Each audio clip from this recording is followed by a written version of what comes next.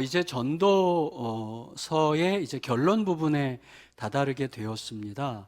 그런데 결론에 다다르면서 전도자가 불현듯 뭔가 따로 설명을 하고 싶어 하는 듯 청년을 호출합니다. 그래서 청년이여 이렇게 부르면서 이야기를 하려고 하는데요. 11장 9절을 같이 한번 읽겠습니다. 11장 9절 시작. 청년이여 내 어린 때를 즐거워하며 내 청년의 날들을 마음에 기뻐하여 마음에 원하는 길들과 내 눈이 보는 대로 행하라. 그러나 하나님이 이 모든 일로 말미암아 너를 심판하실 줄을 알라. 여러분 청년이여 이렇게 말하니까 갑자기 그동안 쭉 이야기해왔던 그 전도서의 대상이 갑자기 청년들로 포커스가 딱 맞춰주면서 좀 이렇게 축소되는 느낌이 들어요. 그래서 자연스럽게 청년이 덜 된 어린 친구들은 이거 내 이야기는 아니네 라고 마음을 닫을지도 모르겠고, 혹은 청년 시절이 이미 한참 지나간 좀 어른들은 약간 소외감을 느낄 것 같은 느낌을 느꼈어요. 전도자가 말하는 청년은 언제부터가 언제까지가 청년일까요? 언제부터가 청년일까요? 말하기 따라서 굉장히 달라질 수가 있겠는데, 저는 이게 문자적으로 청년일까라는 질문을 하게 됐어요. 이유는 전도서가 처음부터 지금까지 줄곧 한결같이 이야기한 연령층은 모든 사람, 모든 보편적 대상으로 이야기해왔기 때문이거든요. 그리고 전도자는 특정 연령대를 지목해서 이야기한 적이 없고, 먹고 마시고 노동하는 모든 사람의 모든 때가 의미 있어야만 한다는 것을 강조해왔기 때문에 그래요.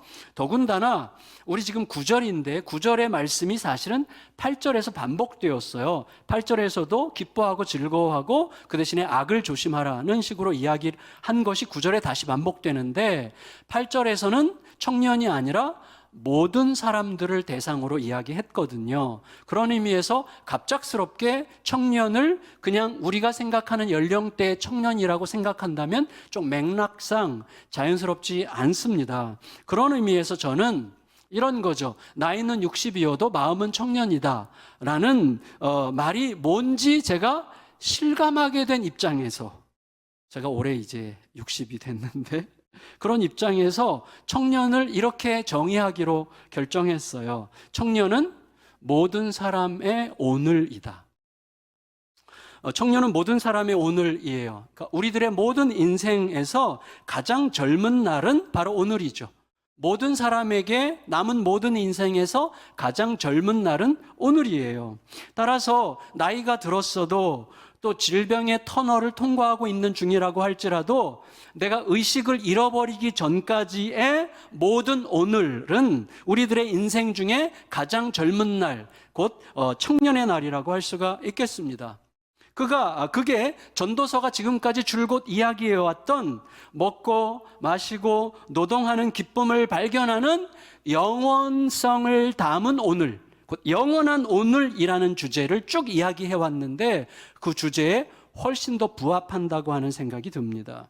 이렇게 생각하고 나니까요, 제 마음이 훨씬 편안해지면서 나도 전도서를 묵상할 자격이 있는 것 같은 느낌이 이렇게 들면서 좀 자연스럽게 풀어진 것 같은 생각이 들어요. 결국 우리가 매일 맞이하는 오늘을 하나님 앞에서 최고의 날로 받아서 하루하루 그의 뜻을 따라 살아가는 모든 살아있는 자들이 청년이다, 이렇게 우리가 말할 수 있겠습니다. 오늘 전도자는 청년들에게 두 가지 삶의 태도를 요청합니다. 즐거워하라, 그리고 기억해라. 이 두 가지입니다. 9절 상반절을 읽을까요? 먼저 즐거워하라. 9절 상반절 시작. 청년이여 내 어린 때를 즐거워하며 내 청년의 날들을 마음에 기뻐하여 마음에 원하는 길들과 내 눈이 보는 대로 행하라. 여러분 보세요. 무엇보다도 우리는 우리들의 남은 모든 날들 중에 가장 젊은 날인 오늘을 즐거워하고 기뻐할 수 있어야 합니다. 자, 즐거워하고 기쁘게 산다는 것과 관련된 내용을 우리가 어떻게 설명할 수 있을까요? 다양하게 설명할 수 있겠지만 누군가 시켰기 때문에 사는 삶이 아닌 오늘이어야 되는 것이죠. 사람들의 눈치를 보면서 그들의 생각에 맞추어서 잘 보이려고 사는 삶이 아니어야 하는 것입니다. 내 영혼이, 내 양심이, 내 진실한 마음이 마음 깊이 원하는 길을 찾아서 걸어가는 삶을 살라는 것이죠. 과거의 상처와 힘겨운 기억에 매여 있는 오늘이 아니어야 하죠. 내일에 대한 내일에 대한 두려움과 염려에 저당 잡혀 있는 오늘이 아니어야만 하죠. 그런 오늘을 즐겁고 기쁘게 살라는 것입니다. 그래서 한마디로 옛날에 죽은 시인의 사회에서 로빈 윌리엄스가 학생들에게 책상 위에 일어서서 말했나요? 말했던 그 말, 카르페 디엠, 오늘을 잡아라. 그 말이죠. 그걸 살라는 거예요. 오늘을 잡아라. 카르페 디엠을 해라. 그거죠. 사실은 이 카르페 디엠이라는 말은 로마 초기에 아우구스투스의 황제, 굉장히 총애를 받았던 시인 중에 호라티우스라는 시인이 말했던 말 중에 한 부분을 따온 말이죠. 그가 한 말이 지금 오늘을 잡아라. 가급적 내일이라고 하는 말은 최소한만 믿어라. 라는 말에서 앞에 카르페 디엠, 꾸암 미니멈, 크레둘라, 포스테로, 이런 말이에요. 제가 멋있는 척 하려고 외웠는데, 앞에 카르페 디엠만 딱 따온 거죠. 근데 여러분 중요한 건 뭐냐면 이 호라티우스라는 사람이 추종했던 자기보다 한 200~300년 전에 살았던 분이 그 유명한 에피쿠로스인데 우리에게 쾌락주의자로 알려져 있는, 근데 그 에피쿠로스가 말했던 쾌락은 사실은 우리가 생각하는 난잡한 쾌락을 얘기하는 게 아니었어요. 그는 쾌락에 끌려다니지 않는 쾌락을 이야기했어요. 다시 말하면 어떤 것에도 매이지 않고 몸과 영혼의 진정한 자유를 누릴 수 있는 쾌락을 주장했었거든요. 따라서 그를 추종했던 호라티우스가 카르페 디엠이라고 했다면 그가 말하는 카르페 디엠, 오늘을 잡아라 하는 것은 무분별한 쾌락과 즐거움의 추구가 아니고 어떤 것에도 매이지 않는 기쁨에 관한 것을 이야기한 셈이에요. 근데 문제는 뭐예요? 우리가 어떤 것에도 매이지 않을 수 있는 중립적인 존재가 아니라는 거죠. 우리는 무엇에든지 매일 수밖에 없는 자들입니다. 우리는 어떤 것에도 매이지 않으려고 하다가 매이지 않으려는 욕망에 매일 수 있는 자들이에요. 우리는 그렇게 대단한 존재들이 아니죠. 하나님을 생각하지 않는다면 별것 아니죠.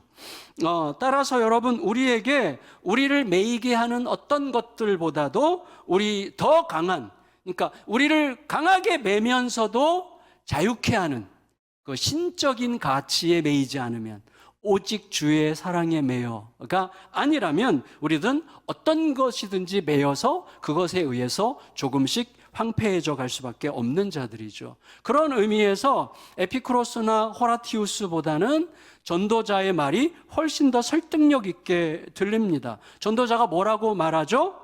우리들의 인생 중에서 가장 젊은 날인 오늘을 기뻐하고 즐거워해라.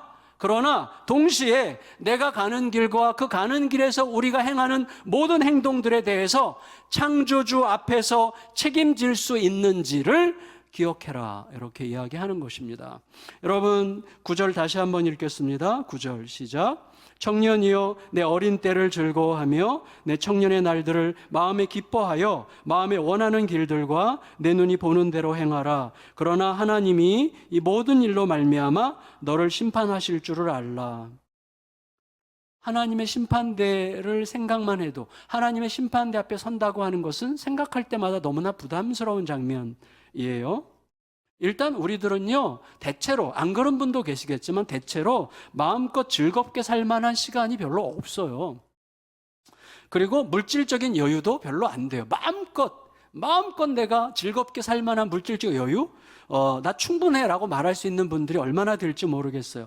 설령 그럴 만한 시간과 물질의 여유가 있다고 해도 내가 마음껏 누리고 싶은 것들은 도무지 하나님께서 기뻐하실 것 같지 않은 어떤 것들이죠. 따라서 마음껏 즐겁게 살아. 그리고 하나님의 심판을 기억해. 이 말은 진수성찬 산의 진미를 잔뜩 차려놓고 마음껏 먹어. 1분 줄게. 너 알지? 그리고 밖에 지금 일주일째 굶은 사람들 줄 서 있는 거? 이렇게 말하는 것과 약간 비슷한 느낌. 마음껏 즐거워해라. 그리고 하나님의 심판을 기억해라. 이렇게 이야기하는 것이죠. 그러니 내 인생의 가장 젊은 날인 오늘을 자유와 기쁨과 즐거움으로 살면서도 하나님도 만족시키는 삶을 산다는 게 대체 가능한 건가 하는 것을 묻게 됩니다. 근데 저는 살짝 어떤 힌트 비슷한 약간 개인적으로 창세기, 우리 요새 창세기 큐티 하잖아요. 창세기 큐티에서 약간 힘을 얻게 됐어요.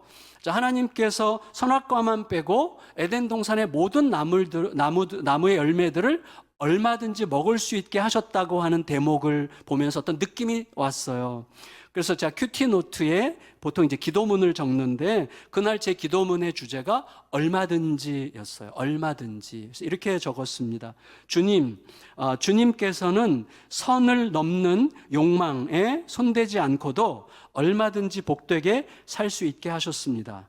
그러나 얼마든지 안 할 수 있는 그것을 하고야 말도록 선을 넘지 않으면 억울할 것 같이 일생일대의 손해일 것 같이 생각하게 하므로 그게 얼마나 치명적인 불신실함인지를 짐짓 잊어버리게 만드는 마음의 미혹을 따라 선을 넘으려고 하고 있습니다. 주님, 그러나 오늘 또다시 얼마든지 신실할 수 있고 얼마든지 하나님과 더욱더 친밀할 수 있고 얼마든지 어두운 미혹으로부터 등을 돌릴 수 있다고 하는 엄연한 진실을 붙들겠습니다. 아멘. 이렇게 적었어요.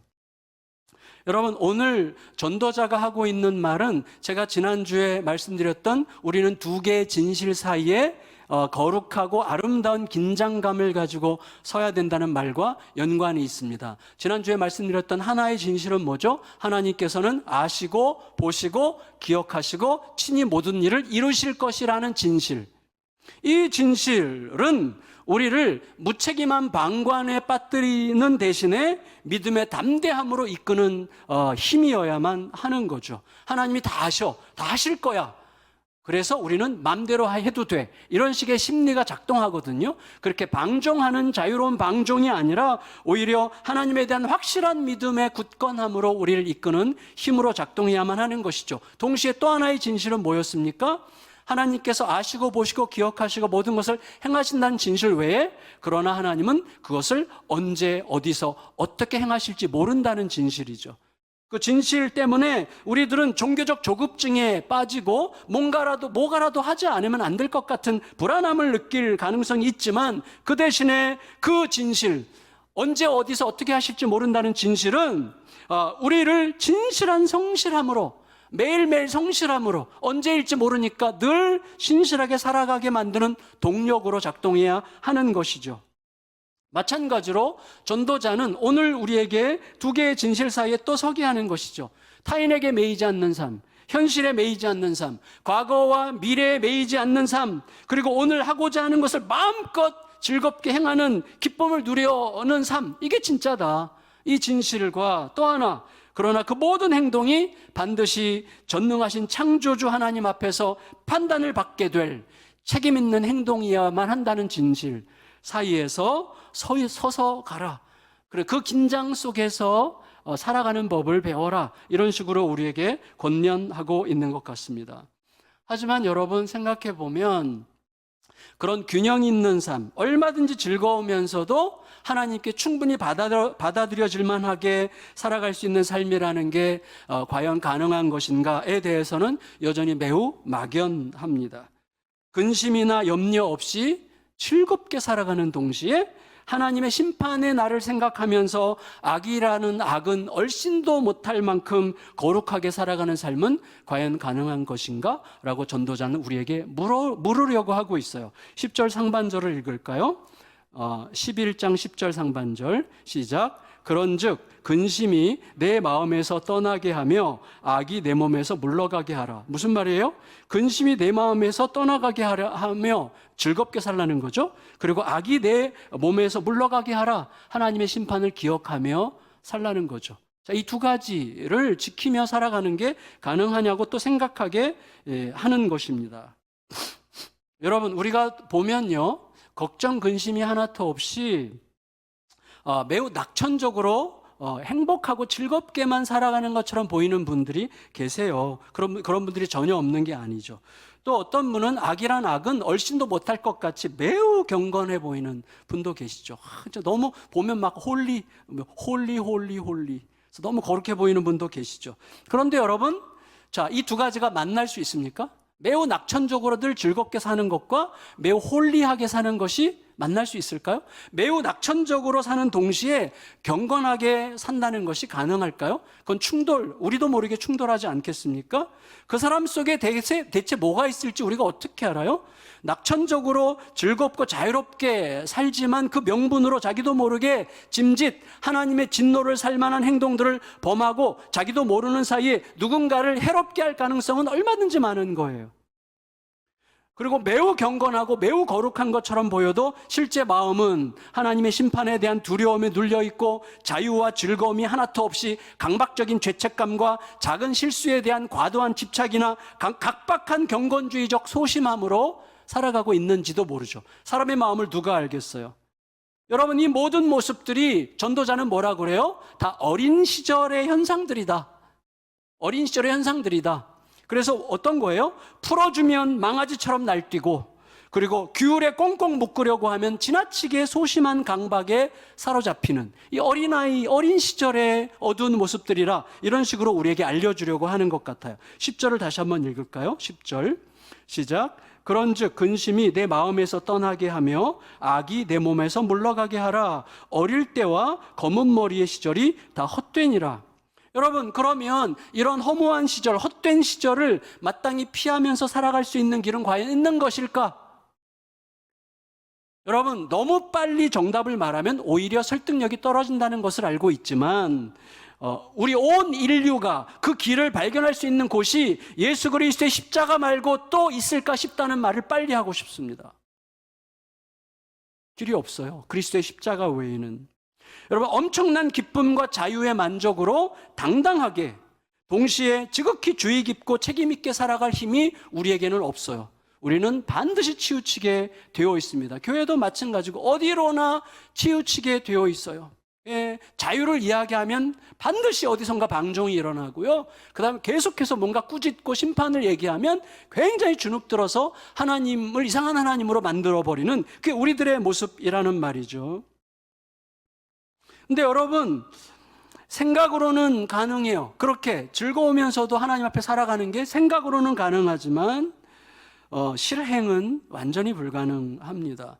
여러분, 때로 우리들에게 매우 실천적인 의지가 필요하기도 하고요. 깊은 고민이 필요하고 마음의 깊은 수련이 필요합니다. 그렇게 열심히 노력해가지고 그걸 통해서 어떤 내가 기대하는 어떤 바람직한 상태를 성취하는 것처럼 보일 수도 있어요. 근데 그렇게 성취한다고 해도 내가 성취한 그 즐거움이나 경건 때문에 그것들이 충돌함으로 혹은 그런 요소들 때문에 우리들은 필연적으로 우리도 모르는 사이에 어두운 그림자들을 남기게 되어 있어요. 여러분, 에베소 교회가 그러고 싶어서 그랬습니까? 그들은 단지 진리를 지킨 거예요.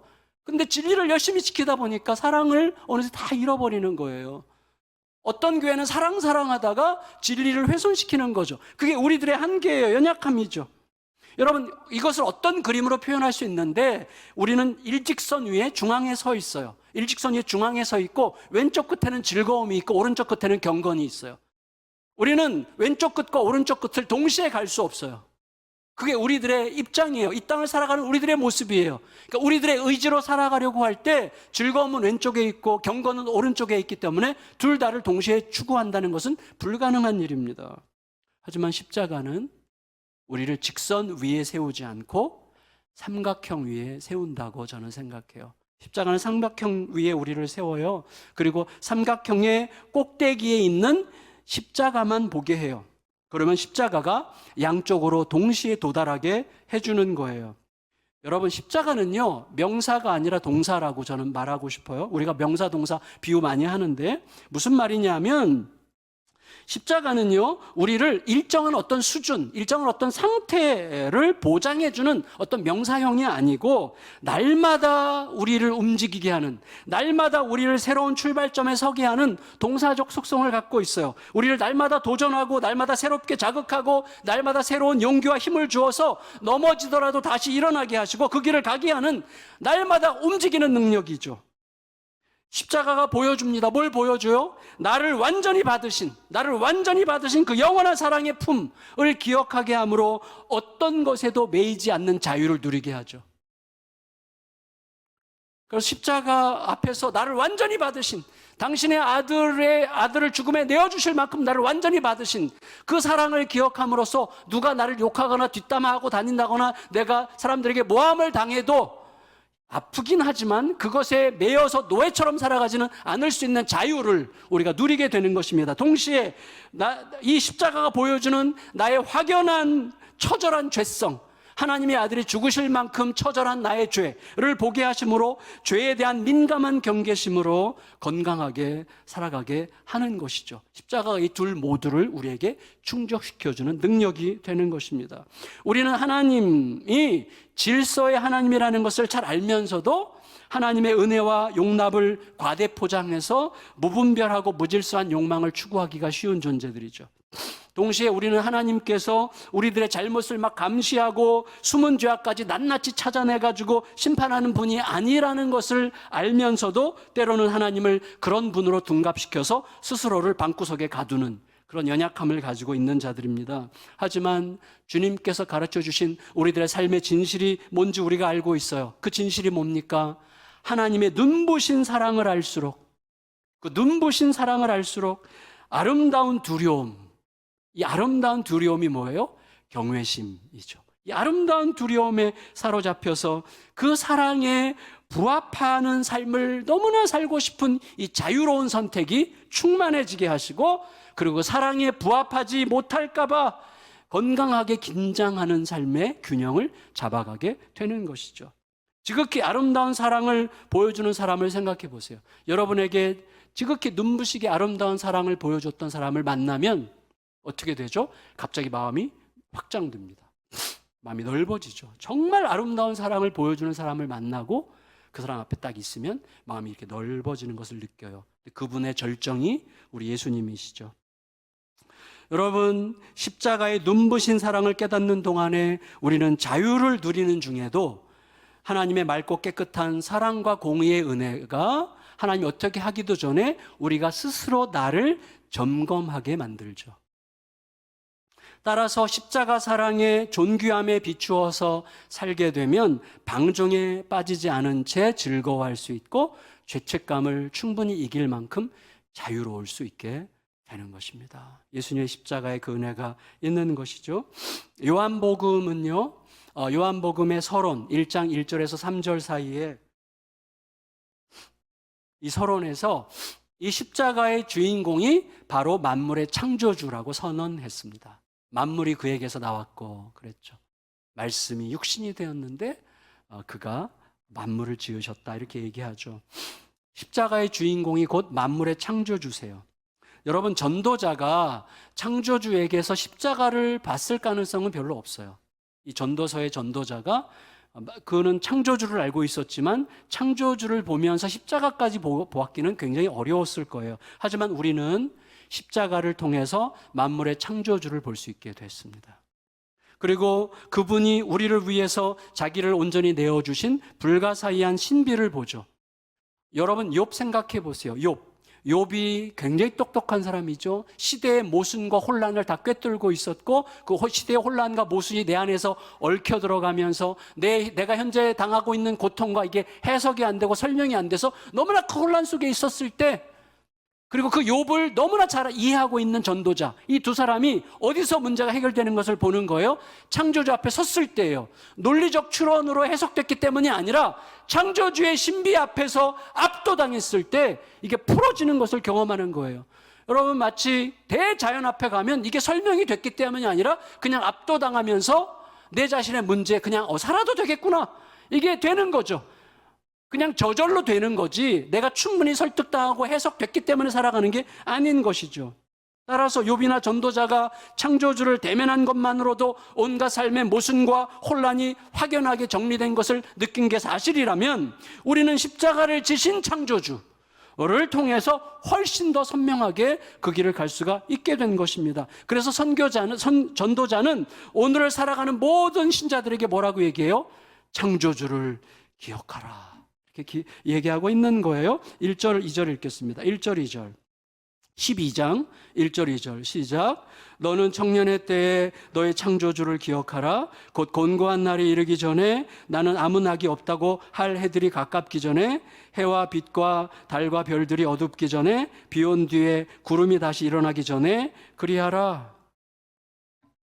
여러분, 창조주를 기억하라. 창조주를 기억하라는 이 말씀 속에 어떤 내용들이 담길 수 있을까요? 창조를 기억하라. 무엇보다도 뭐 여러 가지가 담길 수 있겠는데 이게 담길 수 있겠죠. 창조주를 기억하라는 말에는 너가 피조물임을 잊지 말아라. 너가 창조자가 아니야. 너는 피조물일 뿐임을 기억해. 그리고 너의 인생은 너가 스스로 선택한 게 아니라는 걸 기억해. 너의 인생을 너의 의지와 선택이 모든 것을 통제할 수 없다는 걸 기억해. 그리고 너의 인생을 영원히 책임질 분이 계시다는 사실을 기억해. 라는 말이 창조주를 기억하라에 담길 수 있는 말들이겠죠. 여러분, 우리가 살아가면서요, 느껴요. 똑똑한 줄 알았던 내 머리가 어느새 갑자기 엉켜 들어가고 내 현실을 완전히 보장해 줄 수 있을 것처럼 느껴졌던 현실의 여러 가지 객관적 조건들이 갑자기 막 뒤틀어지면서 이 복잡해진 머리와 현실의 엉킴이 서로 충돌하고 만나면서 모든 게 혼란스러워지는, 뭐가 뭔지 모르겠는, 이제 죽을 것만 같은, 길이 안 보이는 그런 어둠의 시간들이 우리에게 찾아옵니다. 그런 상황에서 어떻게 그 문제가 해결이 돼요? 논리적으로 추론하고 논리적으로 설명돼서 해결되는 게 아니라 창조주의 손길이 느껴지는 광활한 밤하늘, 깜깜한 밤하늘과 거기서부터 쏟아져 내리는 별들을 보는 순간 우리는 우리의 모든 얽힌 모순들이 매우 비약적이고 매우 계시적인 감동으로 내 안에서 해소되는 것을 느끼게 됩니다.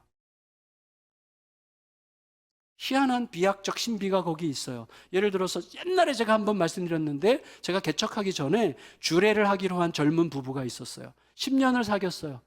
저랑 이제 결혼 날짜를 잡았고 결혼 주례 어떻게 할 건가 막 얘기하는 중에 갑자기 파토가 났어요. 파토가 뭐지? 하여튼 결혼이 해지됐어요. 그래서 무슨 문제인지 모르겠지만 이 자매가 엄청나게 상처받았어요. 자매가 죽을 것 같이 고통스러운 거. 10년을 사귀고 이제 막 결혼을 앞뒀는데 깨졌어요. 너무 아파서 죽고 싶은 마음이 드는 거죠, 이 자매가.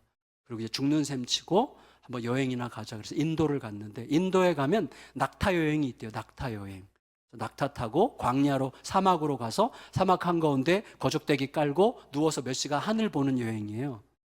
그래서 그 사막에서요 한가운데 깜깜한 밤에 누워서 하늘을 보는데요. 모래알같이 촘촘하게 박힌 그 엄청난 그 별들이 막 하늘에서 쏟아져 내리는 것 같은 광활함을 보면서 하나님의 크심 앞에 완전히 압도되면서 살아도 되겠구나.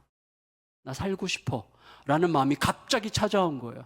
돌아와가지고 직장생활 하면서 열심히 살면서 지금은 결혼 잘해가지고 딴 남자랑 결혼해서 애 둘 낳고 잘 살고 있어요. 제가 굉장히 아끼는 우리 자매인데 여러분, 그런 시간들이 우리에게 있는 거죠. 그런데 지금 전도자는 말해요. 그런 창조주를 기억하려면 언제? 청년의 날, 곧 내 인생 남은 모든 날들 중에 가장 젊은 오늘 기억해야 된다고 이야기합니다. 어제도 내일도 그 어떤 날도 대신할 수 없는 오늘 창조주를 기억하라고 이야기합니다. 오늘 내가 어떻게 사느냐에 따라서 어두웠던 어제의 장막 위로 빛이 들이울 수도 있고요. 오늘 어떻게 사느냐에 따라서 내일을 조급하지 않은 따뜻한 희망과 설레임으로 맞이할 수도 있기 때문에 그렇습니다. 그래서 오늘 모든 게 달라질 수 있는 것이죠. 성도 여러분, 우리 모두에게 곧 매우 곤고한 날이 찾아올 거예요. 내 인생의 가장 젊은 날인 오늘을 이미 지나가 버린 좋은 시절이었다고 후회하게 될 그날이 신속하게 갑자기 찾아오게 될 것입니다. 따라서 매일매일의 오늘들이 너무나 소중하죠. 저도 지금 이제 올해 60이 되면서 또 제 상황 자체가 하루하루가 매우 소중하게 아주 느껴지고 고맙게 느껴지고 그렇다고 조급하지 않고 매우 평화로운 이 기쁨을 특권을 누리고 있습니다. 여러분, 우리는 살아가는 동안에 내가 벌써 30이 다 돼가네? 벌써 30이야. 내 조금 있으면 40이네? 벌써 40이야. 조금 있으면 어떻게 내가 50이라는 숫자가 내 인생에 올까? 근데 벌써 50이네? 어떻게 내가 60이라는 숫자, 내가 벌써 60이네? 제가 60이잖아요? 그렇게 하면서 우리는 수없이 많은 벌써를 되뇌이며 살고 있습니다. 그렇게 되뇌이면서 짐짓 그리워하게 될 그날들, 이미 지나가 버린 그 모든 날들이 사실은 나의 오늘이었던 적이 있다는 것을 우리는 잘 알고 있습니다. 그리고 앞으로 언젠가는 이제 아무 낙이 없구나 라고 한탄하면서 그때가 진짜 좋았는데 라는 말로 이미 지나가 버린 좋은 날이었다고 기억하게 될 그날이 바로 오늘이라고 하는 사실도 기억해야만 합니다. 늙음을 한탄하며 죽음을 기다리는 날, 곧 해와 빛과 달과 별들이 어두워지는 날, 이미 비가 다 쏟아져 버렸기 때문에 다시 일어나는 구름에서는 대지를 적실 비를 기대할 수 없는 그런 날, 이미 모든 것을 다 소진하고 쏟아부었기 때문에 의욕과 열정이 다 사라져 버린 날이 오게 될 것입니다. 하지만 우리에게 중요한 것은 따로 있어요. 그거는 우리가 여기 있다는 거죠. 우리가 아직 살아있어서 예배 자리에 앉아있다는 것, 그리고 이 시간이야말로 내 인생 중 가장 젊은 희망의 날이라는 것, 이게 우리 모두에게 너무나 중요합니다. 12장 1절 2절을 그런 의미에서 다시 읽겠습니다. 12장 1절 2절 시작. 너는 청년의 때에 너의 창조주를 기억하라. 곧 곤고한 날이 이르기 전에 나는 아무 낙이 없다고 할 해들이 가깝기 전에 해와 빛과 달과 별들이 어둡기 전에 비 온 뒤에 구름이 다시 일어나기 전에 그리하라. 그에 따라 전도자는요, 이제 벌써 끝이네. 이제 다 갔구나. 이제 남은 날이 없구나 라고 말하게 될 그날이 어떤 날이 될 것인지를 매우 비유적으로 흥미롭게 이렇게 표현합니다. 3절에서 6절을 읽습니다. 3절에서 6절 시작. 그런 날에는 집을 지키는 자들이 떨 것이며 힘 있는 자들이 구부러질 것이며 맷돌질하는 자들이 적음으로 그칠 것이며 창들로 내다보는 자가 어두워질 것이며 길거리 문들이 닫혀질 것이며 맷돌 소리가 적어질 것이며 새 소리로 말미암아 일어날 것이며 음악하는 여자들은 다 쇠하여질 것이며 또한 그런 자들은 높은 곳을 두려워할 것이며 길에서는 놀랄 것이며 살구나무가 꽃이 필 것이며 메뚜기도 짐이 될 것이며 정욕이 그치리니 이는 사람이 자기의 영원한 집으로 돌아가고 조문객들이 거리로 왕래하게 됨이니라. 은줄이 풀리고 금그릇이 깨지고 항아리가 샘 곁에서 깨지고 바퀴가 우물 위에서 깨지고. 여러분, 이 3절과 6절의 말씀에 대한 굉장히 다양한 해석들이 있더라고요. 저도 최소한 10권 이상의 이제 그 책들을 참조를 했는데 아주 다양해요, 의견들이. 근데 저는 이런 쪽으로 마음이 훨씬 더 갔어요. 너무 학문적이려고, 너무 아카데믹하려고 하는 게 좀 약간 부담스러웠고, 그리고 또 너무 객관적이라고 애써서 너무 무미건조하게 이것을 해석하려고 하는 게 조금 불편했어요. 오히려 약간 어느 정도 갖다 붙이는 것 같은 위험성이 좀 있더라도 예수님 시절에 사실은 여러분 바벨론 포로기 때 이스라엘 백성들이 썼던 언어는 아람어, 시리아어거든요. 아람어를 썼는데 그 아람어가 사람들에게 훨씬 더 익숙했기 때문에 구약 히브리 성경을 아람어로 번역을 했어요. 그게 이제 탈굼인데, 탈굼 번역의 전통은 성경을 좀 더 쉽게 이해하기 위해서 약간의 해석을 붙이면서 번역을 한 거예요. 근데 그때 있었던 탈굼 해석 전통이 훨씬 마음에 와닿았어요, 저에게는. 그래서 그 전통을 따르면서 약간 제가 조정해서 다시 이제 해석을 했는데, 그것을 좀 더 소개하면 그날은 어떤 날이냐면, 날을 아까 우리가 읽었죠? 집 지키는 자들이 떤다. 집을 지키는 자들이 떨 것이며 그랬어요. 그러니까 집을 지키는 자들이 떨듯이 몸을 가누어야 할 두 팔이 덜덜 떨리는 날이죠. 그날은 힘 있는 자들이 구부러지듯이 몸을 지탱하는 다리와 허리에서 힘이 다 빠져서 후들거리는 날이죠. 그날은 맷돌질 하는 자들이 너무 적어서 맷돌질을 더 이상 못하듯이 이빨이 다 빠져서 더 이상 씹지 못하게 되는 날이죠.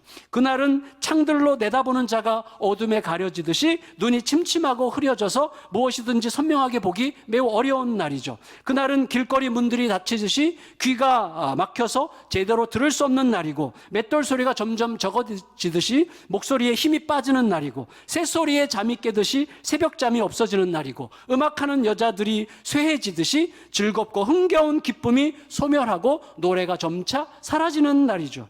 그날이 되면 높은 것이 두렵고 길에서 별것 아닌 것에도 깜짝 놀라고 살구나무에 꽃이 피듯 머리가 온통 하얘지고 온몸에서 힘이 빠져서 메뚜기도 짐처럼 느껴지고 정욕이나 열정도 다 사라지게 될 것이에요. 우리 모두는 어느 누구도 예외 없이 이토록 무기력하게 쇠약해져 가면서 결국 영원한 집으로 마지막 거처를 옮길 준비를 해야만 합니다. 그날이 되면 몸을 아름답게 장식했던 은줄은 풀리고 애지중지 사용했던 금그릇도 떨리는 손에서 빠져나와 떨어져 깨지게 되고, 샘물을 담기 위해 가져갔던 항아리가 샘 곁에 떨어져서 깨지듯이 우리의 온몸의 대사작용을 제대로 통제할 수 없게 될 것이고, 우물물의 도르래 바퀴가 깨지듯이 힘을 쓰도록 도와주는 모든 관절들이 삐걱거리게 되겠죠.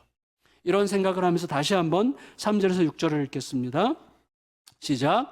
그런 날에는 집을 지키는 자들이 떨 것이며 힘 있는 자들이 구부러질 것이며 맷돌질하는 자들이 적음으로 그칠 것이며 창들로 내다보는 자가 어두워질 것이며 길거리 문들이 닫혀질 것이며 맷돌 소리가 적어질 것이며 새 소리로 말미암아 일어날 것이며 음악하는 여자들은 다 쇠하여질 것이며 또한 그런 자들은 높은 곳을 두려워할 것이며 길에서는 놀랄 것이며 살구나무가 꽃이 필 것이며 메뚜기도 짐이 될 것이며 정욕이 그치리니 이는 사람이 자기의 영원한 집으로 돌아가고 조문객들이 거리로 왕래하게 되밀어라. 은줄이 풀리고 금그릇이 깨지고 항아리가 샘 곁에서 깨지고 바퀴가 우물 위에서 깨지고.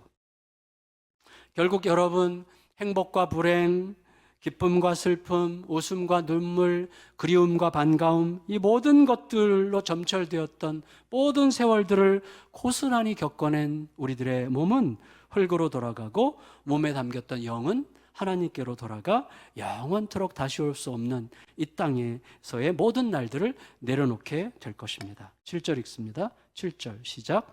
흙은 여전히 땅으로 돌아가고 영은 그것을 주신 하나님께로 돌아가기 전에 기억하라. 따라서 이 모든 게 우리 중에 어느 누구도 비껴갈 수 없는 진실이라면 우리가 인생의 가장 젊은 날인 오늘을 하나님 앞에서도 후회하지 않을 즐거움으로, 하나님과 함께 기뻐할 수 있는 즐거움으로 채우지 않는다면 결국 모든 게 헛되다고 말할 수밖에 없게 될 것입니다. 8절 읽고 마칠게요. 8절 시작. 전도자가 이르되 헛되고 헛되도다. 모든 것이 헛되도다.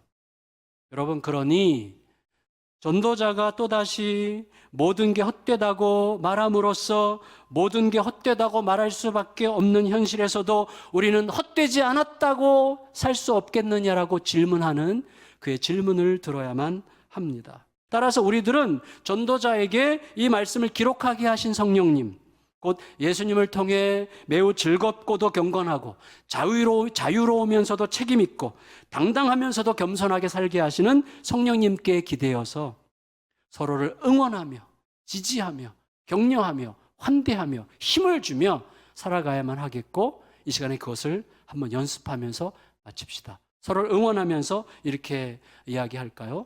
예수님과 함께라면 얼마든지 해내실 거예요. 시작. 예수님과 함께라면 얼마든지 해내실 거예요. 아멘.